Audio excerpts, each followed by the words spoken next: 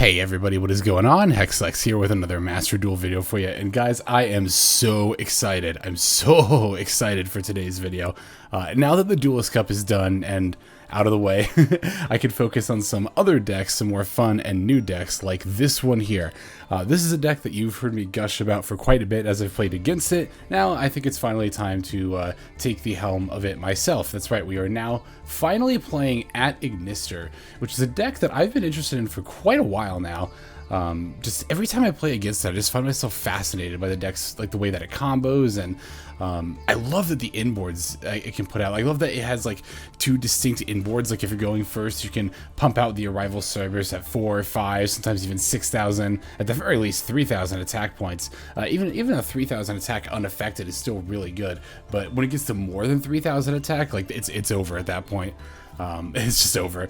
And then if you're going second, you can also go into Accesscode Talker using Update Jammer to create a 4300 beat stick that can clear the board and not be responded to, by the way, and also attack twice for lethal. So just having those two like very dynamic things that you can do going first or second, and best part is they are both one card combos. We know how much we love our one card combo decks here on the channel, right? The Ignister, I always want to call it the Arrival deck because this is always like the iconic card of the deck to me is Arrival Cybrse at Ignister. Yeah, the combos are both one card combos, so like I said, we are definitely huge fans of those here on the channel, which as always means we have plenty of room for stuff like Crossout Designators, Droplets, Imperms, all that fun stuff.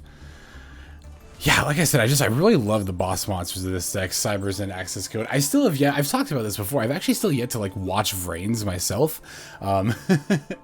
And I really need to, especially for that last duel. I know all about the AI versus Playmaker duel, and I've mentioned this I think before in a video too, but I actually have a t-shirt that I got off some, it's funny, it was one of the few times I've actually bought a t-shirt off of those like ad websites where it's like, hey, look at this cool t-shirt for insert, you know, fandom thing you like. And I saw one for Yu-Gi-Oh! I saw one that was Accesscode Talker and Arrival Cybrse at Ignister like clashing swords with each other. It was just really cool. I had to get it. So I feel like ever since I've gotten that shirt, I've had an extra incentive to play this deck. So definitely glad to finally be here.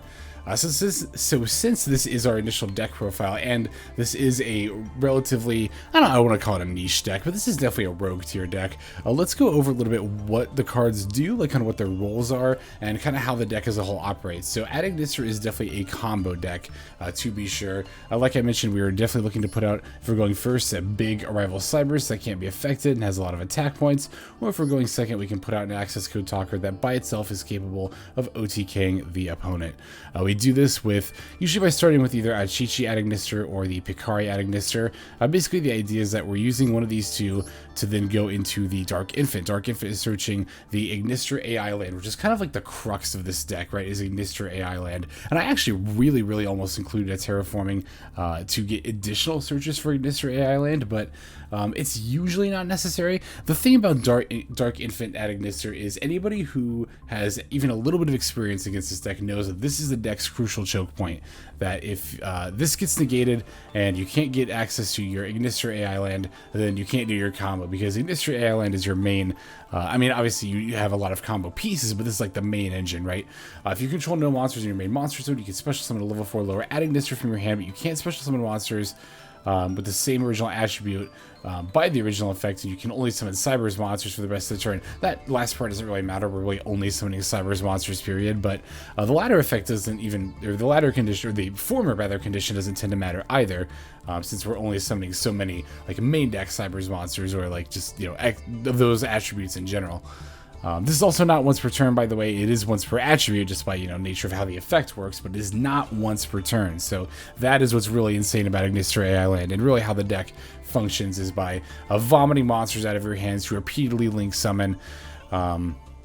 Basically, the idea is that you climb, you know, it's Dark Infant with your first at Ignister, get the A.I land, go up to Wicckid, Cybrse Wicckid.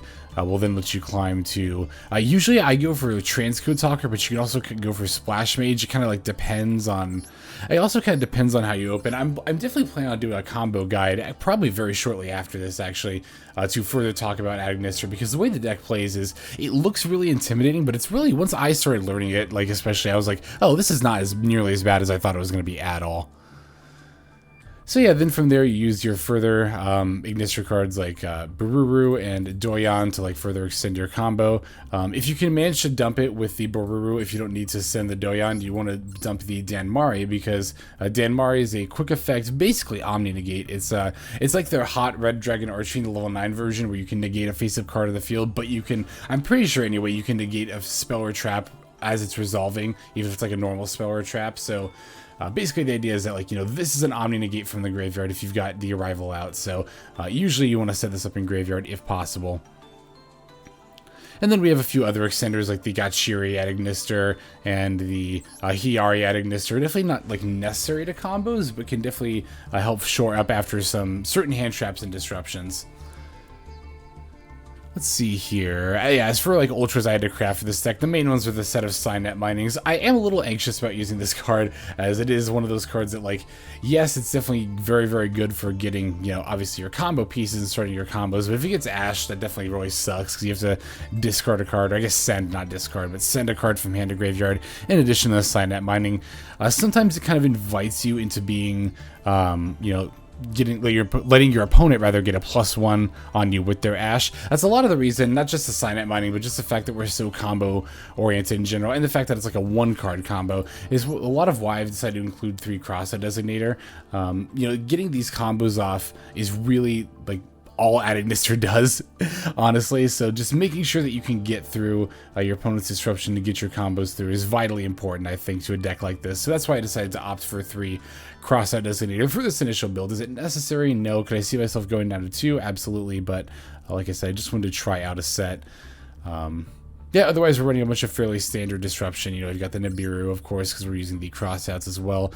Running a Veiler instead of 3 Imperm. I was actually running 3 Imperm, but then I realized, oh wait, duh, you want to run a Veiler and 2 Imperm, because being able to hit the Veiler with the crossout is always very nice if you can afford the space, which I think this deck can. Also playing a Harpie's Feather Duster too, because, you know, again, being such a combo-oriented deck, you know, that and the Feather Duster and the Droplets are just further insurance for us going second, to make sure that not only are we disrupting our opponent's plays with hand traps going second, but that we're also actually able to play through boards that they end up establishing as well. Always important in general for decks, but especially for like a very combo-oriented one like this one. Let's see. I don't know that I have a whole lot else in particular to say. The rest of the card choices and how the deck works should be more apparent as we play games. And again, like I said, I also do plan on putting out a combo guide as well, so do look forward to that. So let's, as always, go through the list card by card here, and then we'll take a look at some games. We are playing 1 Effect Veiler, 1 Hiyari at Ignister, 3 Maxx, 3 Achichi at Ignister, 3 Ash Blossom and Joyous Spring, 1 Bururu at Ignister, 3 Pikari at Ignister, 1 Doyon at Ignister, 1 Danmari at Ignister, 1 Gatchiri at Ignister, 1 Nibiru the Primal Being, 1 Harpie's Feather Duster, 3 Cynet Mining, 3 A.I. Meet You, rather, 1 F.A.I.ghting Spirit, because it's obviously Fighting Spirit, right? But it's the AI pun. I don't know how you're actually supposed to pronounce this. A.I.ghting Spirit, I guess? I don't know. 3 Ignister A.I. Land, 2 Call by the Grave, 3 Crossout Designator, 1 A.I.dle Reborn, 2 Forbidden Droplet, and then 2 Infinite Impermanence will round out the main deck. Extra deck has 1 Wind Pegasus at Ignister, 1 Light Dragon at Ignister, 1 Link Spider, 1 Linguriboh, 2 Dark Infant at Ignister, 1 Cybrse Wicckid, 1 Update Jammer, 2 Splash Mage, 1 Transcode Talker, 1 Dark Templar at Ignister, 1 Fire Phoenix at Ignister, 1 Accesscode Talker, and then finally, of course, the Arrival Cybrse at Ignister, which is such a cool card name. I love that name. That's part of the reason I love this card so much. I'll never get over how cool of a name that is. But, alright, enough about me gushing about how much I love this deck. Let's actually take a look at some games. Alright, oh, you know what? I realized I'm actually playing on ladder, so I could have looked at my opponent's deck after all that time complaining. I guess I just got so used to the Duelist Cup, but, oh, you can also see here that I am using the new board. I very much like it. It's very colorful, looks very pretty, and I just love underwater themed stuff in general. So, yeah, we got an at Ignister, or rather an Achichi at Ignister to open with, so that's nice. We actually opened like a lot of extenders here. This is definitely way more than you need to open, but like this is actually not bad to even open with all this stuff, because even if like any amount of my stuff gets negated with a hand like this, I can just kind of go infinitely anyway. So that's nice. But yeah, we're going to do a fairly standard setup here, at least to start off with before. I believe our opponent is going to end up having some amount of disruption, but in any case, yeah, so we're setting up the Dark Infant, getting the AI lands, and then we can special the Pikari. Like I alluded to in the profile, where they're going to go into the Cybrse Wicckid, special summoning the Doyon here. With Doyon, you want to make sure that you're getting back the Cybrse that you, or the Ignister monster that you normal summoned. And now, again, if you didn't open with all of this stuff that I did, you would need to search some of it. But again, we'll go over that in the combo guide, so no need to worry about that. Yeah, so here we're going to go into Transcode Talker. Basically, again, we'll just go over that in the combo. I find myself wanting to explain like all the basic combos here in this initial duel, but you know, I do like to have its own kind of space for that. The duels in the deck profile, and I guess the gameplay videos in general, just tend to be more for showcasing the deck and like actual, you know, obviously gameplay. So okay, so they do have the Imperm. They use it on our Dark Templar. They should have used it on our Dark Infant. Well, actually, technically, because we opened AI land, it's actually good for them that they didn't. Technically, because we opened AI land and still Dark Infanted anyway, it was actually right for them to do it on the Dark Templar here. But again, if they, in a world where they didn't know that, which they don't, they should have used it on the Infant. But anyway, we're actually still going to be able to go into an Arrival Cybrse here, even though we got stops. It's going to only be 3,000 attack, but yeah, again, 3,000 attack unaffected by card effects. We call those towers, don't we? I should know that. I played when Apocryphal Towers, rather, was legal in the TCG. I actually played Cliff Forts the first time around they were out. But anyway. Yeah, that's right. So we end up playing against, this is actually a Witchcrafter deck, I remember now. So I call level 1 against Reasoning, and I actually have been doing that pretty much universally lately because more often than not, I find when I run into a deck that's activating Reasoning, it's probably going to be an Infernoid variant. So calling level 1 to hit the Decatron, I think, is the way to go. But no, this is a Witchcrafter variant, but I mean, with Witchcrafters especially, I'm not really particularly worried about anything they could do, because I don't think, bar using the Madame Ver to boost a monster above 3,000 attack, they really can't do anything to out my Cybrse at Ignister at all. I feel like I'm going to end up accidentally saying the word "at" a lot whenever I talk about this deck, or like do a deck profile or gameplay for it, just I don't know, due to the nature of saying "at" a lot, and also just due to me how I talk. I don't know. But in any case, yeah, so now I'm going to want to go for like another kind of combo here. This time I'm going to end up going for the Accesscode. It's kind of funny. This was actually the first game period I played on ladder with the deck. So, but it also ends up being a really good first game to show off here, because we're going to end up doing like both combo lines, right? We're summoning the Arrival Cybrse at Ignister on turn 1. Even though we got interrupted, it's going to have fewer attack points, like I mentioned. We're still able to drop it even though we got interrupted, which is the important part. And then in addition to that, we can even, like I mentioned, we're going to throw out the Accesscode Talker that is single-handedly capable of OTKing the opponent in addition to that. So we're able to do that because we got the FA.I.ghting Spirit here, as well as the A.I.dle Reborn. You know, we actually had multiple ways to get to this Accesscode, so it doesn't even matter that the opponent is going to try to get their Witchcrafter Hayate, is that her name? It's Hyen, or just Hyen, I never know how to pronounce it, but yeah, they're going to try to summon her to disrupt us. It's not going to end up working, though, because we have the Forbidden Droplet. So even then, we're still able to, you know, OTK all the same. I'm trying to think, actually, if I could have, let me see if this targets. Okay, I was trying to remember if Arrival Cybrse's Destruction effect targeted. It did, so, yeah, I thought there wasn't, I was just trying to figure out if there was a way to prevent them from summoning this at all, but I don't think there was. But again, we've got the Forbidden Droplet, so whatever. It doesn't matter. And honestly, I think I'm trying to figure out if I could have gone for the level 8 one that would have made my Accesscode unaffected, but I don't think I could have without telegraphing that too much. Well, in any case, it doesn't matter. We've got the Droplet, so like I said, they're not going to be able to do anything here. Oh yeah, I accidentally forgot about the Buy Street effect to protect, so I technically used one more link, you know, banished one more link than I needed to here, but whatever, we're going to win all the same, doesn't really matter. Opponent's even going to throw out the Griffin Rider, but that's not even going to matter, as we're able to use Arrival Cybrse's effect to pop it in, and yeah, we've got far more than enough damage on board in order to end the duel from there. So again, just wanted to showcase that. It ended up being, again, my first game on ladder, and was also just a great first game to show off what the deck is capable of. So let's go and take a look at the next game. Yeah, so this game is actually going to be against Trizu. I haven't played against Trizu. We played with Trizu at the start of the season, but couldn't even tell you the last time I played against it, to be totally honest. In any case, here we are going to end up taking the second turn, but we actually get pretty lucky, and our opponent isn't even really able to do much besides just hit a couple of cards and pass. To be fair, though, even if they had like the Fractal, we would have had the Ash anyway, so and the Droplet to follow up as well. So it was a good going second hand, regardless of how much our opponent did or didn't have.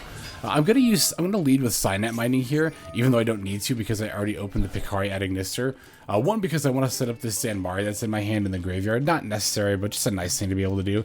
And two, I want to see if I can use that to bait out an Ash if possible. They don't have the Ash Blossom here, but they do have the Veiler on the Achichi, so we were able to bait out a response all the same. I know you can see they're about to activate Maxx here in a second as well, but I'm actually going to let that Veiler resolve, even though I do play Crossout Designator. Not only do I play Crossout Designator, but I actually also play Veiler specifically to hit with Crossout Designator. So you might be thinking, well, why didn't I play Crossout there? Well, the reason I didn't cross out the Achichi is because I actually don't need that Achichi to resolve, because I've already got the Pikari in my hand. So I can just send the Achichi for the Dark Infant and then add the AI land. Now, if my opponent's got an Imperm or an Ash in response to that Infant, then I would very much need the Crossout Designator in order to keep going. So hence the Achichi at Ignister is fine to like get Veilered. In this scenario, we don't need that to resolve there. Okay, so yep, now as you can see, the opponent is dropping a Maxx as well.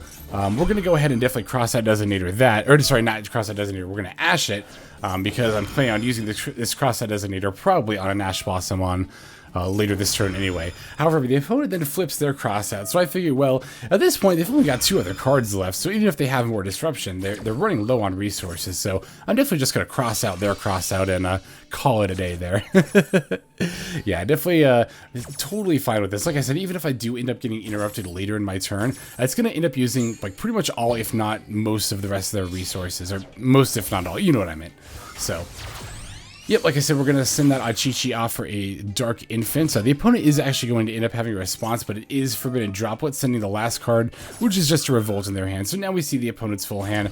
Really wasn't that great to open with, but it is still ultimately going to be enough to stop us from making this play. However, we're able to set up our own Droplet during our turn, or during for their turn rather, and then we've got the Pikari at Ignister for our turn, is what I meant to say. So no matter what they have, I'm feeling really confident that they're not going to be able to do much of anything. It's just a Nerval for an Almirage trying to set up a Fractal for the next turn, so I'm not concerned about it at all. I think we've definitely got more than enough resources here to just go for lethal on the next turn, using the access code, or rather update jammer into access code line. This call by just kind of like sweetens the deal, I guess. If we somehow don't win or like screw up here, we can just call by the Fractal on the opponent's next turn. But no, we definitely got more than enough to win here. We can get the Fighting Spirit with the Pikari, use that to bring back the Achichi. Achichi can search Hiyari, which can then summon itself. We've got 4 monsters, so we can make our access code OTK very easily here. We're just going for the Splash Mage. And then, of course, linking off the other 2 into the update jammer. I guess ideally, maybe I should have used Splash Mage, but whatever. I mean, at this point, I'm just going to go for the access code and go for a game. I don't need to activate extraneous effects, because I know, of course, the opponent's last card is not a hand trap that can mess me up, but it is, in fact, just a Fractal that is not going to be capable of doing a whole lot of anything there. So yep, access code, gonna bump up to 4,300 because we use a link 2, and then, like I said, the update jammer will allow it to attack twice, so we battle into the Almirage, and then secure the lethal by smacking the opponent there. I was waiting for the music to change to the battle phase music. I was kind of surprised that it didn't there. That was a little odd, but whatever, I guess it happens. Alright, let's go and take a look at the next game. Alright, this game is going to be against a Despia deck, so yeah, not quite full power Despia yet. We're not quite there yet. I've seen a couple of comments asking if I'd play more Despia. I am probably just going to end up waiting until the rest of the stuff comes out, but that's not a guarantee, but I guess it might depend on how far away that it is. But just to warn you all, that's probably going to be the case there. Just so I can focus on other decks before then. In any case, here, we're taking the second turn again. We open Maxx though, so we do have at least that going for us. Yeah, opponent's going to lead with the A.I.lle for the branded opening, while using the gold Sark for the search for the A.I.lle for the branded opening, throwing out the Maxx in response to that, because they usually do summon off the branded opening, but they've got the call by, so definitely not what we'd like to see. However, we do still have more than enough stuff in our hand to combo on our own turn, and you know, we activate a lot of effects, so there is that to think about with the Masquerade Dragon, but you know, this definitely isn't even though, you know, we're still at like Diamond 5 or whatever, and I think a lot of people who are at a rank like Diamond 5 or 1 or whatever, you know, where they can't drop rank would just concede in a situation where the opponent just like negated your Maxx. I'm just like, whatever, I like playing games out. I also like, I really like this deck. I want to play with this deck, so it's like, yeah, whatever, we'll just play it out. We'll see if we can play through this Masquerade. Why not? And top decking the AI met you definitely does not hurt with that. AI meet you. I don't know why it's AI meet you. Shouldn't it be I met you? Like AI met you? I think that's what it is in the OCG, but whatever. Yep, so we're just going to summon the Achichi, go for the Dark Infant. Yeah, opponent doesn't have any hand traps to stop us, but they are going to have the Dramaturge here. So I did anticipate that this would probably happen. They would just use the Dramaturge on the Dark Infant, and I don't have the Ignister A.I land to follow up with, but that doesn't mean I don't have follow-up plays. I think that's I don't know if it's a common preconceived notion, but I wouldn't be too surprised if that was kind of a preconceived notion that some people have about this deck, is that like, oh, if you just you know, like, why play this deck if you stop the AI at Ignister, or Jesus, the Ignister AI land, then the opponent can't, or then this deck can't do anything, right? Well, that's definitely not always the case. It's definitely not even, I think it's rarely the case. I think you have some other kind of play, even if you don't have the AI land. Not always, definitely, but in the situation we definitely do, where we have a decent amount of other at Ignister cards at our disposal. Yeah, I'm just going to plan on climbing up to an access code here. It's not going to be an OTK access code, because unfortunately we can't get the update chamber does need 2 level 2 or higher Cybrse monsters, and maybe if I'd done that a little bit differently, I could have gotten that. I don't know. I'd have to actually go back and to pay attention to what I was doing. What a concept, I know, right? But now we're still going to be able to deal a lot of damage here, and also get rid of our opponent's board. So I'm going to make the access code unaffected by stuff for this turn with the I can never remember the big one's name. It's Gatchiri. Okay, that's what I thought it was. I shouldn't have second guessed myself there, but yeah, we'll get rid of the branded opening, then I'll get rid of the Dramaturge. I maybe should have gotten rid of the Masquerade first to save myself a little bit of life points, but we are gonna manage to come out of this with just 800 life points left. I'm gonna use the call by on the A.I.lle first, because I definitely don't want my access code to drop back down to 2300 attack. And I ultimately decided to pop the Despia Theater of the branded there, because I thought that the fusion summoning effect would be the best thing to get rid of, but of course the opponent rips a Polymerization or Edge of Chain, or the other, I guess. Either way, they're still able to fuse all the same. So here I'm a little confused about what my opponent is kind of doing here, because like they bring out this Predaplant, right? And I'm like, okay, that actually makes a lot of sense. They can use the effect this turn, drop it on the access code now, and then, yeah, it won't really matter. Like, it won't drop access code's attack because it only stops activated effects. But then, on the next turn, if I try to make a play, they can drop another counter and then stop that play. And then, basically, like, my opponent won't be able to stop me from, like, destroying their stuff, but they will be able to stop me from lethaling them by making this, Dragostophilia here. Is what I thought my opponent was gonna... Okay, no, so they did put a counter on. Okay, I guess I just must have missed that when I was actually playing. I thought for some reason they didn't. But yeah, they end up using the Edge of Chain here to grab the Fright for Patchwork, and that for another Poly and another Edge of Chain. But I guess this is the part that confused me, right? Is that they then activate the Polymerization and then just concede. I don't know if they like... Because I think in Master Duel, you can't activate something like Poly unless you're actually able to fuse for something, right? So is it that they misplayed and prevented themselves from... having a Dragostophilia on my turn and keep me from, and not be able to negate my stuff? I don't know, but I mean, either way, like, even if they had kept the Dragostophilia on the board, I obviously still would have been able to battle over it and have some amount of plays, and the opponent would have been in like top deck mode. So I can see why they concede. It just seemed like a weird point in the game to concede. I don't know, whatever. But we have one more game. Let's go ahead and jump straight into it. All right, last game for this video is going to be against Adventure Virtual World. Yeah, like I said, I've been having I haven't even played this deck much beyond these 4 games. I think I might have had maybe 8 or so total games so far with this deck, and I already love it exactly as much as I thought I would. I think this deck is pretty rad, if I do say so myself, and I do in fact say so myself. So we're going to lead with the Pikari at Ignister, using that to add the AI Meet You. I do have to add that here because we don't have any other at Ignister or really AI cards in general in our hand. And the opponent has an Ash for our Dark Infant, which does suck because we don't have one of our call buys or crossouts. Running a total of 5 of those cards is pretty... I don't know if that's unlikely to open with one of them, but it's a little bit unlucky, but whatever, it's not that big of a deal. They also threw out the Griffin. I'm not really sure why they do it at that moment. I maybe would have waited till the end phase if I was going to do something like that, but in any case, they got the Kowloon here for the Achichi, and then the Roshi Lao as well, so we'll see what they're able to set up here. I don't know that they have a full combo just yet. What do they end up singing with the Qinglong here? Okay, yeah, so they add the Nyan Nyan instead of the Lulu here. This kind of confused me a little bit. Because I feel like they would have been able to do a full combo had they added the Lulu here. But in any case, yeah, they're able to sync for the Ravenous Crocodragon, getting the Lili, using Lili's effect on the Chuchi. And yeah, if they had also sent... no, they couldn't have sent one of the trap cards, the Shan Wu, that's what I was thinking of, because they targeted the Chuchi. I don't know, the opponent, unfortunately for them, definitely did not do the optimal line, though, unfortunately, for them, not for me. Although, here's the thing, and this is kind of one of the reasons I want to keep this game anyways, because we did actually end up having, like, Imperm and Droplet, luckily enough, so, like, as my opponent was comboing off, I was like, wow, this is actually totally fine, because I can just stop a True King from killing me, or not from killing me, from, stopping me from doing stuff next turn anyway. The idea is, like, if they have True King plus Chuchi up, then on your turn, you can Imperm the True King, and then when they go to respond with the Chuchi, you can just use the droplets in the Imperm that you activated in response, and then negate the True King effect anyway.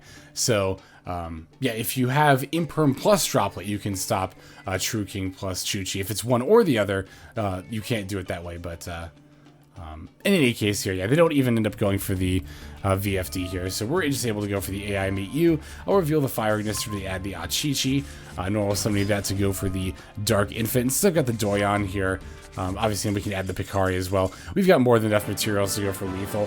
The opponent realizes this as well, and then gives us the win, so yeah, that is that game there. Alright, let's go ahead and move now to the outro. Alright everybody, I want to thank you very much for watching all the way to the very end of the video like this. That means a whole lot to me, not only personally, but as a way of supporting the channel. Additionally, if you'd like to support the channel and also make me happy in general, commenting and subscribing are definitely good ways of doing that. Comments, those of you who are seasoned Ignister players, I mean with any deck or games, really, I'm always looking for feedback on the gameplay and build of the deck, but especially when it comes to a deck I am new to, but especially this deck, because like I said, I'm very, very much a fan of this deck. I love playing this deck, and I intend to play lots more of it, so any pointers that any seasoned Ignister players can give me on the build, please do chime in. It's not only helpful for me, but also helpful for everyone in the comments who's also interested in the deck. I very much like to promote community-based learning, and so by offering advice for my games, you're not only, like I said, helping me, but also helping everyone else by explaining more optimal gameplay as well. So, and that is always the ultimate goal here, is for all of us to learn and improve in the game together. But yeah, that's going to go ahead and do it for this video. So thank you again for watching. This is Xlex, signing out. Hope you guys have a fantastic day.